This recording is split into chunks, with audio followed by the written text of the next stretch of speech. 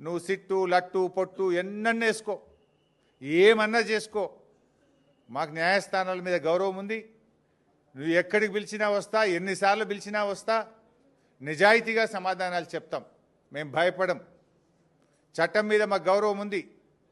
నీ చిల్లర రాజకీయాల మీదనే మాకు అసహ్యం ఉంది. వెగటు పుడతా ఉంది ప్రజలకు. నీ భాష, నీ మాటలు వింటా ఉంటే రోత పుడతా ఉంది ఇలా రాష్ట్ర ప్రజలకు.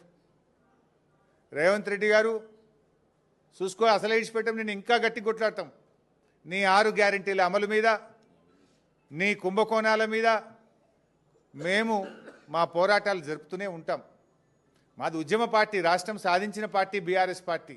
మేము కేసీఆర్ సృష్టించిన సైనికులం, కార్యకర్తలం. మాకు త్యాగాలు తెలుసు, మాకు పోరాటాలు తెలుసు. నీలాగా వెన్నుపోట్లు, కుట్రలు, కుతంత్రాలు, చీకటి రాజకీయాలు మాకు తెలియవు. మా కేసీఆర్ నేర్పింది పోరాటం, త్యాగం, ప్రజల పక్షాన నిలబడడం మా కేసీఆర్ గారు నేర్పిండ్రు. నువ్వు ఎన్ని సిట్ నోటీసులు పంపుతో పంపు, మేము భయపడేది లేదు.